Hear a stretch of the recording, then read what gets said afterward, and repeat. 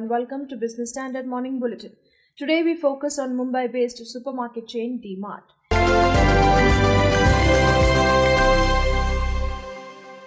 Very few would know that the extremely low-profile D-Mart made a top line of 3,350 crore rupees in 2012-13. That makes it the third largest among the branded retail chains in India after Kishore Biyani's Future Retail and Mukesh Ambani's Reliance Retail. While Future clocked a turnover of 14,201 crore rupees in the last financial year, Reliance did 10,800 crore rupees, recording a cash break-even. But Reliance operates over 1,450 stores and Future runs over 1,000 stores. Its sales per store then is the highest among grocery chains at 53 crore rupees. 13-year-old D-Mart, founded by stock market icon R.K. Damani, is not only profitable, but most of its stores are in the black too, says a company executive who did not wish to be quoted. In comparison, more illustrious players such as Spencer's of the R.P. Sanjeev Goenka Group and one of the oldest retailers, the Aditya Birla Retail's More, are yet to break even.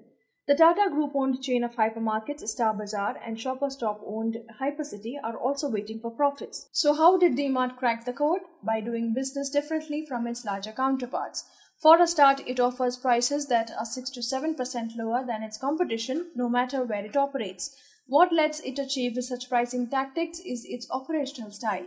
Out of the 65 stores it runs, D-Mart owns 55 properties, saving on rent, which constitutes 6 to 10% of the retailer's sales.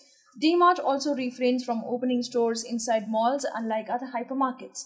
Costs are further kept low by a no-frills layout without any flashy interior. But D-Mart's cost efficiencies may be difficult to replicate. Larger chains point out that its practices are not commercially viable on a bigger scale. It is not possible for bigger chains to own stores as it requires huge capital expenditure. A smaller chain can still afford to do so, says a top executive from Tata Group's Trent, which runs Westside and Star Bazaar. D-Mart also extracts a few brownie points even from its suppliers. It pays them within 48 hours of delivery, and they in turn allow for an additional 2 to 3% gross margin to the chain, enabling it to keep the prices low at most of its locations.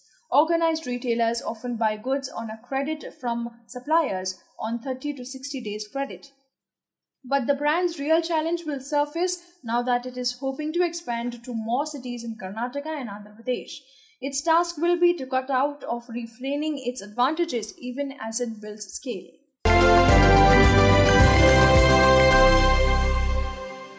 That is all in the news for now. Thank you and join us again for the afternoon bulletin.